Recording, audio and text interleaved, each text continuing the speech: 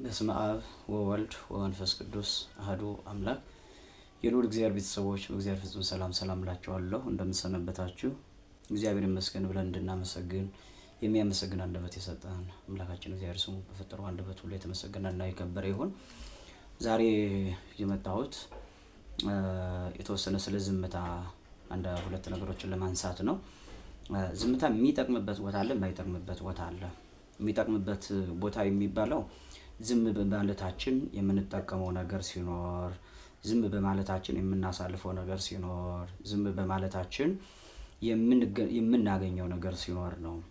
ዝም በማለታችን የምንጠቃ ነገር ከሆነ ዝምታ ማያስፈልግበት ጊዜ ላይ ዝም ማለት አያስፈልግም። ዝም ማለት የሚጠበቅብን ጊዜ አለ፣ ማይጠበቅብን ጊዜ ደግሞ አለ። መናገር ባለብን ሰዓት መናገር ይጠበቅብናል። ማስተማር ባለብን ሰዓት ማስተማር፣ መልስ መስጠት ባለብን ሰዓት መስጠት ያስፈልጋል። ዝምታዎች ብዙ ጊዜ ቤተክርስቲያንን የሚጠቅሙበት ጊዜም አለ፣ ማይጠቅሙበት ጊዜም አለ። አንዳንድ ጊዜ ግን እየጎዱን ነው። በተለይ ከመናፍቃን የሚመጡት ከካህዲያን የሚመጡት አስተምሮዎች ቤተክርስቲያን ላይ ዘለው ገብተው ቤተክርስቲያንን መስደቢያ ሲያደርጓት ወይም ደግሞ እስከ ቤተክርስቲያን መዝለፍ ስም ጠርቶ ሁሉ ሳይቀር መሳደብ ሲጀምሩ ያን ጊዜ ዝም ካልን ቤተክርስቲያን ትጎዳለች እንጂ አትጠቀምም። መናገር ያለብን ሰዓት ላይ መናገር ያስፈልጋል። መስጠት ባለብን ሰዓት ላይ መልስ መስጠት ያስፈልጋል። ምንድነው ሐሳቡን ለማንሳት የፈለኩት? በተለይ በዚህ ሰሞን እየተነሳ ያለው ሐሳብ ሁላችንን ዝም እንድንል የሚያደርገን ጉዳይ አይደለም።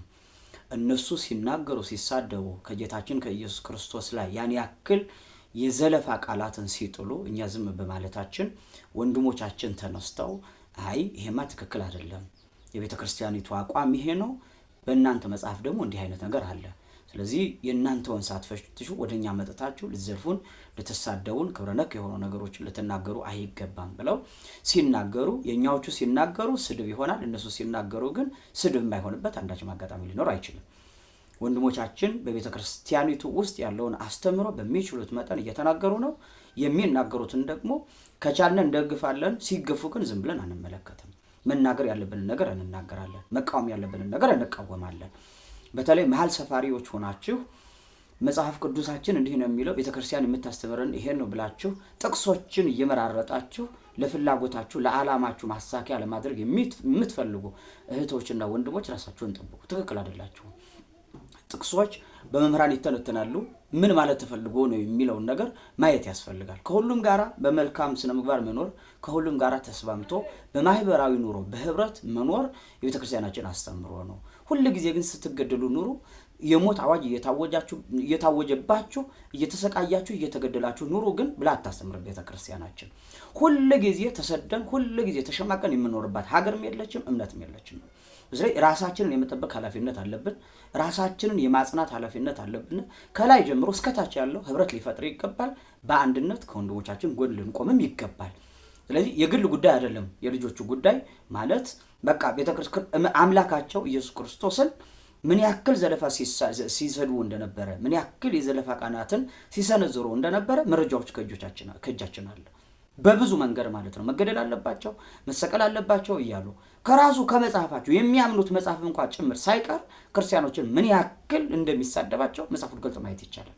መጽሐፉን ገልጦ ማየት አንዳንድ ቴሌግራም ላይ የሚጽፉ ቤተሰቦቻቸውም አሉ ማለት ከቤተክርስቲያን ውስጥ ያሉ መጽሐፍቶችን መታረም አለባቸው እስከ ማለት ድረስ ደርሶ ማለት ነው። ቤተክርስቲያን ውስጥ ያሉ ከገድላቱ ከተርሳናቱ ከተአምራቱ ውስጥ ያሉ እንዲህ አይነት ነገሮች መታረም አለባቸው ብለው እየጻፉ ነው።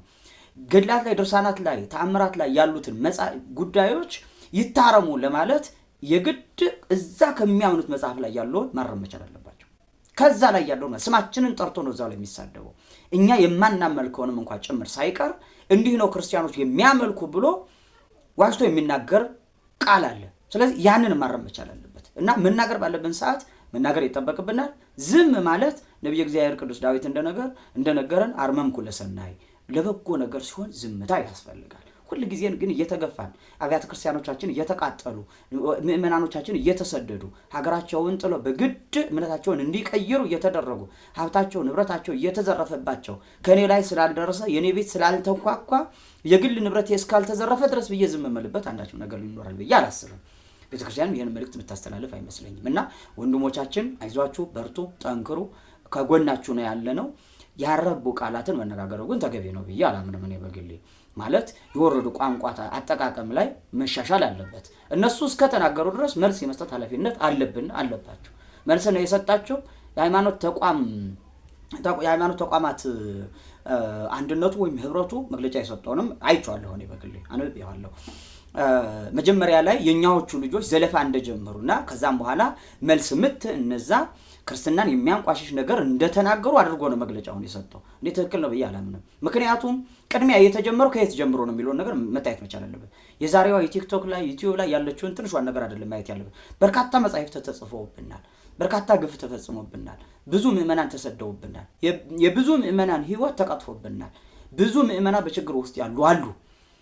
ኦርቶዶክሳዊ ተዋሕዶ ቤተክርስቲያን ከእንዲህ አይነት አካባቢ መውጣት አለባት ተብላ የተቀመጠች አካባቢ ሁሉ እስካለች ማለት ያለች እስክትመስል ድረስ ብዙ ግፍ እየደረሰብን ብዙ ግፍ ማለት መጻሕፍቶቻችን መፈተሽ ይቻላል አሉ። ከእጆቻችን ከብዙዎቻችን እጅ በርካታ መጻሕፍቶች አሉ ምን እንደሚደረጉ ምን እንደሚሰሩ እና ዝም በሉ እያላችሁ መሃል ላይ ሆናችሁ ደግሞ የማስታረቂያ ሐሳብ የሚመስል ነገር ግን ቤተክርስቲያንን ለማደንዘዝ ምዕመናንን እንዲሸማቀቁ ለማድረግ አይ ትክክል አይደላችሁ የተናገራችሁት እውነት አይደለም መልሳችሁ ትክክል አይደለም የሚመስል ሐሳብ የምትሰጡ ጥቅሱን ያለ ቦታው የምትጠቅሱ አላችሁ።